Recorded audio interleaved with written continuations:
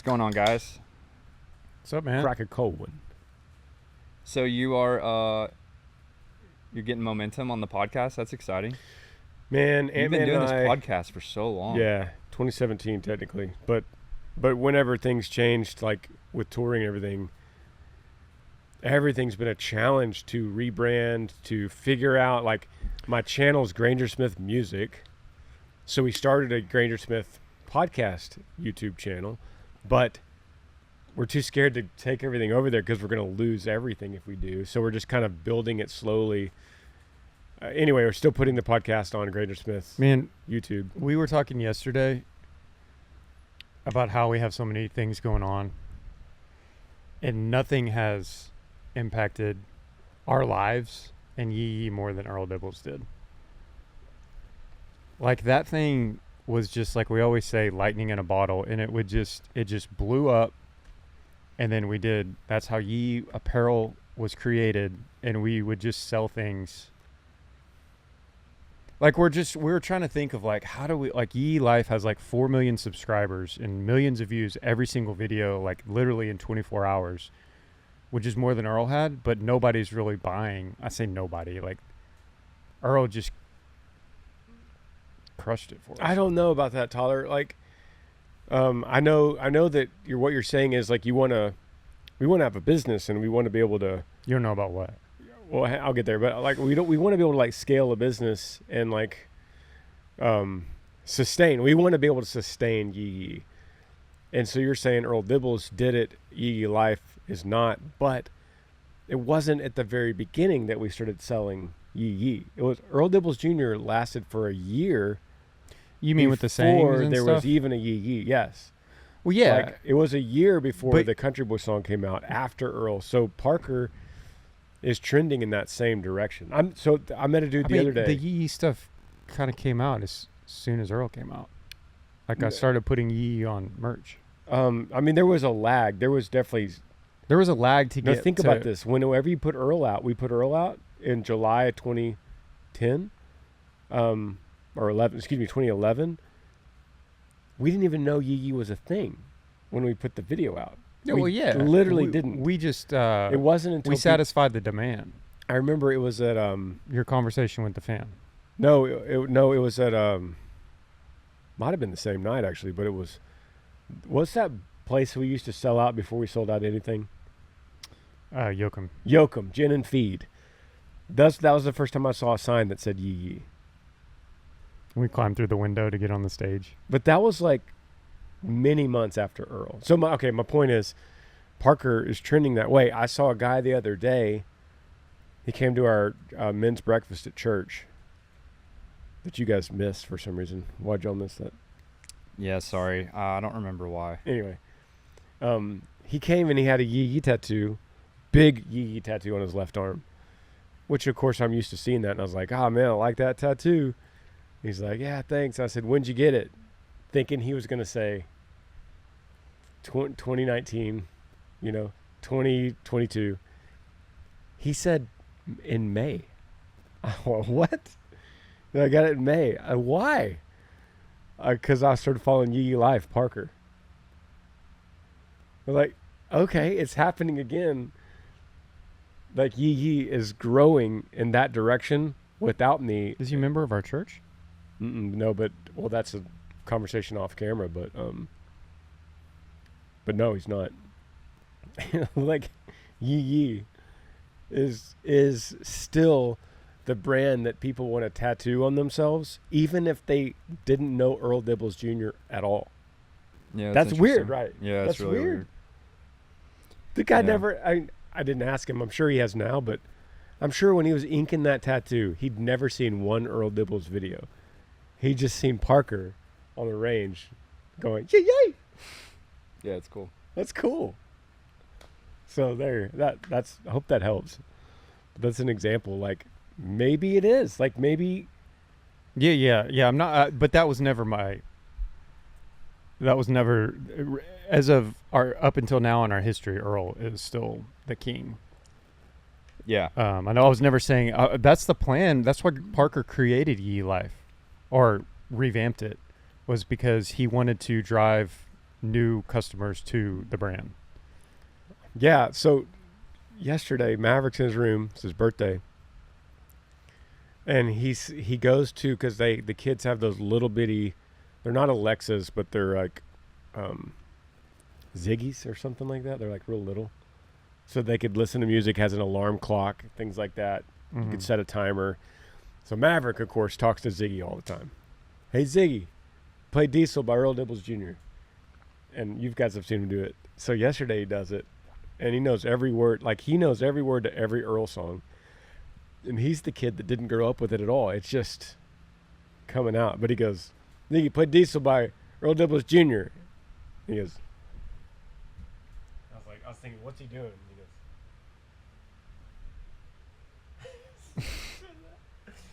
I was like, man, you're doing the Earl dance. That's like the funny. Diesel dance. The Earl head bob. So crazy. There is just something about Earl Dibbles that's just this larger than life figure that attracts people more than just like, even like, it's awesome. You get your favorite country music artist, you know, you buy a Jason Aldean t-shirt, you buy a George Strait t-shirt or whatever.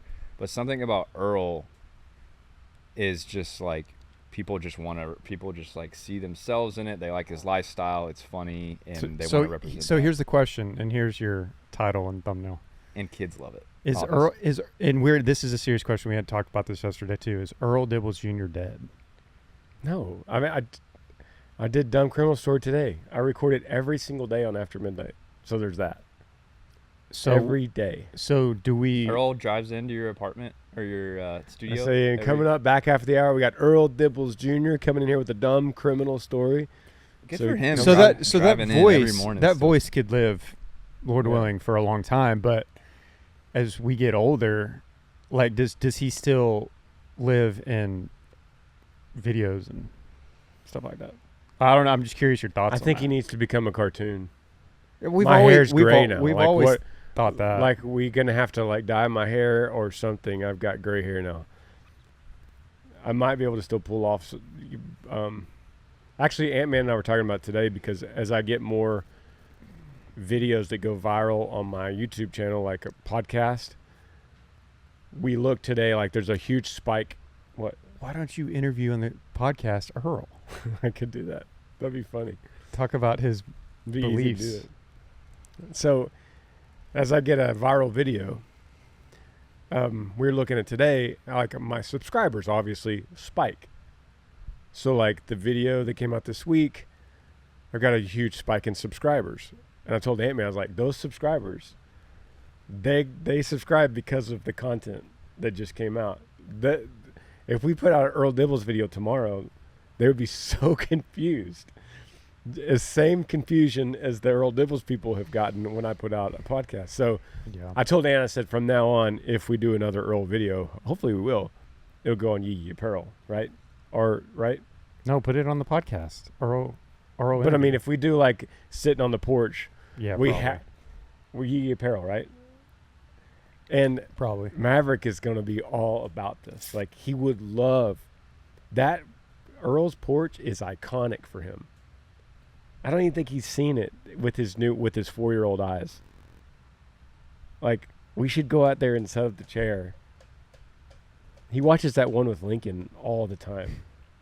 We should go now let Maverick do it. So wait, what would you want to do? Just have him go be on it and film it, or what are you saying?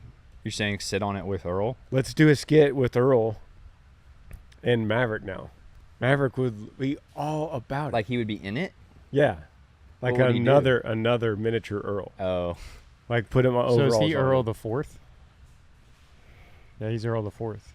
I don't. Maybe we don't have to give him a title. Earl's just having all these kids. But yeah, Baby back there, right like that. Shrags. this podcast, Yee Yee podcast, is us. Haven't seen each other in 4 or 5 days. Just catching up. Yeah, I think it's exciting, to think, like I sent you guys an email this morning, I was just thinking about the future of the brand, and, you get to a certain point in life and you're just like, we're content in Christ, and at the same time, you just think, like I was just talking to Heath Evans yesterday as a Christian business owner, and he was like, yeah, my goal is to grow this company really big so that I can sell it, so that I could potentially, I won't share it because I don't know if he wants me to share it, but he wants to do something really big for the kingdom, to buy something that's like a really big deal, and for kingdom purposes. And I'm just like, yeah, it kind of keeps me going. So that just kind of like reignited my excitement to continue to grow the brand, expand into this, like, whatever the Lord has for us. You know, man plans his way, but the Lord directs his steps. And so, but it is exciting to think of like what we could do as like almost like the Duck Dynasty family did. I'm not comparing us to them, but I can't really think of anybody else that would be similar, of, you know, some brothers that are in the country space, that are like a media company, that are also like trying to share the gospel and keeping up with current events. It's kind of exciting to think about all the different facets of the brand moving forward, and really also really weird to think about people who could come on to Yee Yee that have never heard of Earl Dibbles or even Granger Smith music or anything that we've done, but they like the Granger Smith podcast, and they like Tyler's TikTok videos, and they like Yee Yee Life, and you know, they like supporting a local outdoor brand here in Georgetown, Texas. And so that's kind of exciting to me. Yeah, very. I love where everything is right now. Like we started incorporating After Midnight into the podcast room. We might talk about this last week on this podcast last time, but so we got the branding from After Midnight. Ant-Man's like a co-host now. Now we could bring country artists in there. That just started, so we're going to start doing that on Tuesdays, recording those things every Tuesday. So yeah, I'm happy that I feel very good, like excited to work. Yeah. And you just gotta, you know, like they say, love the Lord God with your whole heart, soul, mind, and strength, and do whatever you want. You know, that's what John MacArthur said one time. So as long as you have that desire to keep doing that, keep doing it, and daily be like, Lord, if you don't want me to do this, give me another desire, and seek wise counsel, and pray for his will to be done, and do whatever you want. Yeah. You know? Tyler, what are you thinking about? Did you know you have to spit on a fisherman's knot so it doesn't break? Did y'all know that? I forgot. Yeah, who doesn't know that? I forgot, and so a lot of my fish, like 3, 4, 5, were breaking, and I couldn't remember why, because I just remember Dad teaching me the fisherman's knot. It's also called a clinch knot when I was little, and I've always used that. You know, the loops 6, 7, 8 times, depending on the thickness of the line. Loop it back through, and then back through, keep it loose, pull it tight, and clip it. Got to spit it before you pull it, because when you pull it, it tightens the line and loses some of the fibers, and so it creates that tension, and it pops when you catch a big fish. Oh, interesting. So you got to spit on it so it doesn't, so it keeps all the thread or whatever. So that same men's breakfast that we had last week, Brett Noonan came late, and I was like, hey, what are you doing? And he went fishing about 6 a.m. Lake Georgetown with a friend, and they got into some white bass, and they couldn't, every time the line hit the water, they were catching them. They were spawning out there, and he said they were like almost catching them. They were jumping everywhere. They were like jumping in the boat, and they could not stop. He showed me pictures. What were they using for bait? Like shallow spoon crankbaits. Dude, you know, isn't that crazy? You want to know a secret that I just found out again? I'm all into fishing right now. Dude, live minnows, bro. Every single cast, live minnows is a cheat code. And people are going to think, like, yeah, Tyler, you're an idiot. Like, I've fished my whole life, but I've kind of gone in seasons of. Are you doing this? Where are you doing this? I'm doing it at Mom's. And so because I'm trying to manage it, I'm just into it right now. So I've taken out 19 bass that are less than 12 inches and skinny, and I'm putting them in the river. Yeah. So the bigger ones have more food, all that kind of stuff. But bro, imagine being a fish and all you know your whole life is that little pond at the ranch, and then all of a sudden you're just dumped into this river. That would be wild. It was funny. I was watching them. They were like kind of shocked and just chilling, and I was like trying to scoot them around. But dude, yeah, just a little bobber and a hook, and a live minnow through the lips. Every single cast, I was just at one after the other. And I was like, man, I took Lincoln like a month ago. I was like, I wish I knew this then. So I'm actually going today. I got to go to Lake Whitney to pick them up. That's the only place that has them. I'm going to get like 3 or 4 dozen. Minnows? You don't have to go that far. There's a lot of gas stations that have them. Where? I remember the one we went in Lake Georgetown. Yeah. Yeah, there's one over there. There's one at Lake Granger. But that's kind of a little bit out of the way, but not as far as Whitney. But then the other thing is transporting them. I got that little oxygen thing, lid, an oxygen thing that goes on top of a 5-gallon bucket. It was funny. I was doing it all wrong because they put them in that bag with oxygen, all kind of things so they don't die. But this is the first time I've done it in a long time, so I just put them in a 5-gallon bucket, cut the bag so they were in there with the water from the store. The oxygen's now gone. And I was catching bass, and I was catching so many that I didn't want to put a stringer and tie the stringer and put it through the gill. And I was like, so I just started throwing them in the 5-gallon bucket where the minnows were, which was I knew it was probably not a good idea, but the minnows were just dying from shock. Like there's these huge, so they were literally, when I put the bass in there, they would freeze with their mouth wide open and their eyes like bulging. Oh, poor little guys. It was weird. So I'm not gonna do that. I've never heard that. So I bought this cool thing on Amazon that's it's this big net, and you open it with like a cinch open close thing, and you just throw them in there, and it's got a ring on the top that floats, and then a long string. So I was like, hopefully you can get me into it, because I've lost my love of fishing, but little things like that were more fun to me than like going sitting on the bank and dealing with the lure and then you never catch anything. But the most fun thing to me was like, set the trap for the minnows, set it out, or like getting that, or get the big net, and we'll go buy the live bait and look at them all in the bucket. That's cool. If you had gone with Brett the other day at Lake Georgetown, he said every cast they couldn't stop. But that's a once in. Dang, Tyler, that's nice. It's just knowing where to go and when. And it was zoom in, Brian. Just text it to Brian. Tyler's holding up his photo on the YouTube channel. Thinking the drought we had in 2023 was literally like a puddle, and then there's still bass that just survive. It's crazy. Yeah, we got to get it, man. I told you my heart can't get into that until we get some kind of well that just can't think about tomorrow, dude. All we got's today. It's hard. I'm on my tree kick right now, like crazy.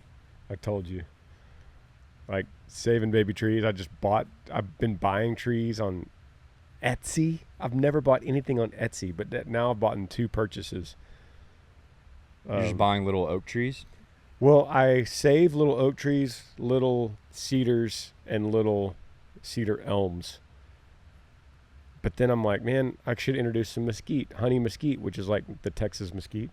I don't have any of that on my property. I should introduce that. So I couldn't find, like, nobody sells what we might think of as a invasive species like that. So, but Etsy does.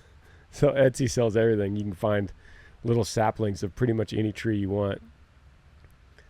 They'll just mail it to you. So what are you going to do with them? So the property next door, eventually they'll build there.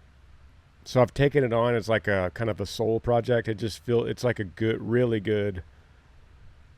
Every day I get out of my studio and just walk around barefoot on the property and think about how to build a forest between my house and the potential construction. And so one of the things I do is, and the kids have been involved with this too, we literally hunt for baby trees. So we walk around, and I find a good location where I think a nice tree should be, and I just scour, like it's big as this flora here. I scour the ground for signs of a baby live oak or red oak or cedar elm. And every once in a while, you'll find one like in the exact spot, and I put rocks around it, and I pull up the grass. I actually think about this. Think about the Bible. I think about God coming and finding us and adopting us. Taking out the weeds are our sin. Taking away weeds, nourishing us, putting a barrier around us, giving us water, in the desert. I think about it that all the time, but I'll find a little bitty red oak. I mean, it's big, like 2 or 3 inches hidden in the grass. And I'll put rocks around it. And dude, in just only a year, they'll be 1.5 feet, 2 feet tall in only 1 year. So I have some live oaks that are now about 4 feet tall, like this tall, that I started maybe 1.5 years ago. So that motivates me. The kids are like, because then I also buy some on Etsy and plant, and I go in my woods, pull trees out and plant. But the ones that do the best are the ones that the kids called God planted, or the ones we just found and nourished. Because they're the best. Their tap roots are amazing. Yeah, so that's what I learned when I've been doing that the past 10 years at Mom's place. Was you can plant you can go buy and plant all the trees you want, and that's great, and that's fun. It's a hobby, and it's cool. A lot of them die. Most of them die. I found that the better use of my time was finding the ones already, like you're talking about, in the ground, established. Yeah. Clearing out the weeds, taking away the cedars around it for water, and then those start thriving because they're already established. God already put them there. Yeah. I was like, this is a lot better use of my time instead of buying oaks that all die. It is so interesting because you could buy a healthy oak, plant it, but it's almost certainly going to die unless you water it every day. It's only about water. It's all about water. And then you have a little oak that just literally started as an acorn that somehow grew to like 1 foot, 2, 3 feet tall. And you're like, it hasn't rained for 5 months. How is this little tiny oak still alive? It's like our kids. And this healthy one that I planted, it's got to be something. It still dies. It's got to be something like us in the animal kingdom too, where like the tough ones survive. And they reproduce, their acorns reproduce, that sort of thing. Yeah, you think of, and most of those come from squirrels. That if you find a random oak tree, it probably came from a squirrel that buried it there. So it's part of the squirrel will only get the healthy acorns. He's not going to get the trash ones. An oak tree drops tens of thousands of acorns. A cedar elm drops tens of thousands of little seedlings. But a squirrel will get the healthy one and bury it for the winter. And then he'll put it in the soil that he digs with his little hands, little paws, which is probably a good soil. So it's like, it's all hand-picked. And then the ones along fence lines grow because that's where no one's walking or mowing. It's very much the parable of the soil, the sower. Thinking about like the path that people walk along where birds pick it up. But anyway, yeah, Tyler's right. So then one of our favorite things is the kids. It's like I get them out of the house, get them barefoot, and we walk around looking for baby saplings. And then we put little rocks around it, put a little cage around it. And then we water it. If you water those, the ones that are already in the ground, then they shoot up. And so out here at the farm, we should do that. Just one day we'll get the kids and we'll go hunt for trees that squirrels have planted. And before we mow it, just put a little cage around it, put little rocks around it. Yeah, I'd have to tell the It's farmer. fun. Yeah. I don't know why. That's the most random hobby. People always say, what do you do like in your free time? That would be the stupidest answer ever. I go in my woods and I dig up trees and I plant them and I look for babies, put rocks around it. And I get mulch from my woods and I put the natural mulch from our woods around to I think hold more there's water. something just so satisfying about finding something, nourishing it, and then watching it grow. Like Juan Sanchez said, I wish ministry, there was as much fruit, obvious fruit, as landscaping. He's like, I can go, I mow my yard, I weed eat the edges, I get my blower, blow off the concrete, I put fresh mulch down, I could even plant some flowers, and at the end of the day, I see all of my work, and it looks awesome. And there's something like really deeply satisfying about something in our bones about that type of work. For sure. Satisfying, where you do labor and then you immediately see the result, which I was actually reading about the other day. It was interesting that like a lot of work today are jobs that aren't necessarily like do this and then reap what you've sown. It's like you're a coder and you're just coding all day, like electronically, or you're in like an industry, you're just in a different type of, like with modern technology and modern jobs, there's not something that like used to be back in the day where you're like, all right, I woke up today and today I got to clear this brush that's along the fence line, or I got to repair this fence today. And so people are like getting more depressed because they're not able, there's always more, there's no way to know when the work's done. There's just always, you just have to code more, or, you know what I mean? Does that make sense? So to that, I read this thing, I've been studying this thing on biblical counseling, and there's this thing on a section on hope. They, this scientist did this test on hope. He took rats and he put them in a tub of water and let them go. And the rats, all of them drowned within an hour. No, I'm sorry. You talking about the sugar? It was within 15 minutes. No, this scientist, he put rats in a tub with no way to get out, full of water, and all of them drowned dead within 15 minutes. Then he did a second test. He put all the rats, new rats, in the same tub, and he timed it, and right before each of them died, he took them out, dried them off, warmed them, gave them a lot of food, let them rest, put them back in the water, and they last 60 hours. 60 hours swimming in that water because they had hope that this was not the end. Huh. Because they just thought, he'll get me out. The first rats realized there's no way out of this tub, and they just gave up and they died with no hope. Isn't that crazy? The other one's 60 hours. So they're like, we know that there's no way to get out of here, but last time someone picked us up and we ate. It was good. So isn't that wild? So your point is theological? Yeah. Christians have hope. Hope. Like in biblical counseling, you must show them hope. Someone that's drowning in anxiety or depression or doubt, disbelief, faithlessness. We have to give them hope first before we could start giving them good application. You must have hope. Everybody needs hope. Yeah. And even rats. That is fascinating. They just sat there and dog paddled for 60 hours. Wow. So Mark Dever always said, I like to sing about heaven. Yeah. He said, we like to sing. A lot of churches don't sing about heaven or glory or the future.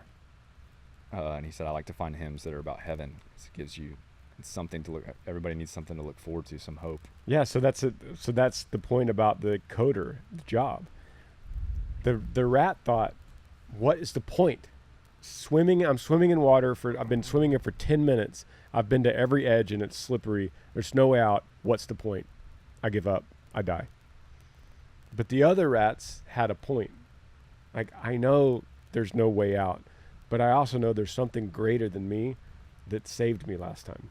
And it was actually awesome. I ate really good food. And so the coder needs a point. What's the point of this?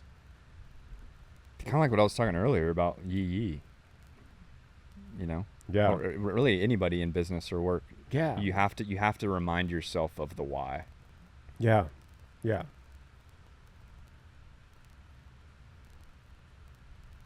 Anything else you guys want to touch on today?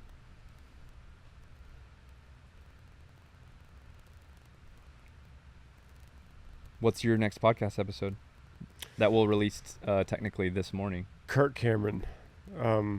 We had a good conversation, and we talked about what's going on in his world right now.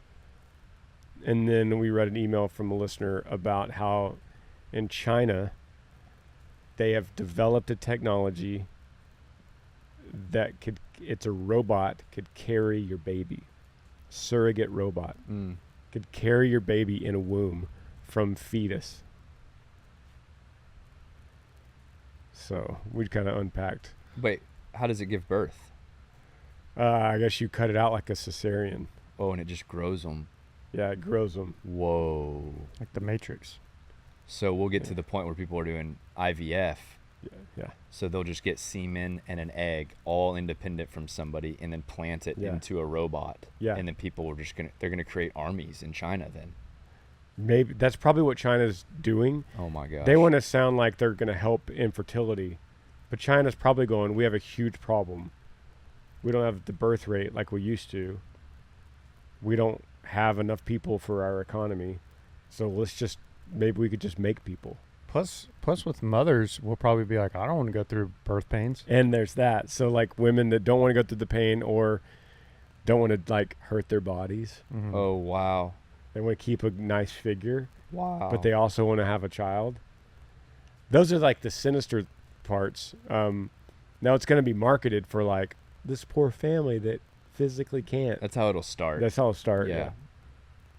And then, like everything, it'll become normalized. It'll become normalized. You could pick, I want a curly blonde-haired, blue-eyed, going to be 6'2", male, heterosexual. Like they'll just create athletic, likes spicy Mexican food. I mean, like they'll do this, and you'll be able to choose from a catalog. We probably not in our lifetime, but it's definitely coming down a pipeline. So Kirk and I talked about that on the podcast. Lord Jesus, come quickly. Wow. It'll be interesting to see how far God lets mankind take this. So one of the things Kurt talked about was like, there's something at some point, the Lord could just say, no more. Mm-hmm. That's it. None of that. He could. He did that before. He has done that before. He also could not, but at some level of humans, for instance, Kirk mentioned the Tower of Babel, like just destroying the Tower of Babel. Like now I'm going to confuse all your languages. This is too much. I'll let you go so far, but this is too much. Yeah. And you just think like how many generations of people have said, oh, he's definitely coming back this year, and ultimately we don't know. But what we do know is that something is shifting exponentially, unlike it did from Christ or even before Christ to the year 1900. Yeah. The last 100 years, from automobiles to airplanes in the teens, 20s, 30s, 40s, and then technology, electricity becoming normalized, and then the internet in the 80s, 90s, and then email, cell phones, and then now AI, and then now IVF and stuff like this with surrogacy, and with Elon Musk planning the humanoid robots. Things are changing quickly, not in a way that it didn't, in my opinion, for the last 2,000 or 3,000 years. So we should be ready. Exactly. I agree exactly. Like it's no longer far-fetched to think about the Star Wars Revenge of the Clones, or the Clone Wars, or whatever it was. What was it, Clone Wars? Where there's like a planet somewhere, or in our case, maybe an island, like a Squid Games island, where there's just warehouses of wombs and little babies growing in them. Yeah. And they come out and they start fighting like an army and wacky stuff, man. Well, you guys go check out that episode. I'm sure that was an interesting conversation. We actually didn't get it. We got pretty deep here. So, yeah. Oh, okay. Yeah, but it's just wild stuff, yeah. We talked more on that podcast about how to think through it biblically. Thank you guys for listening. And, man, September's almost here. It's about to cool off. Godspeed wherever you are in the August heat. See you next week.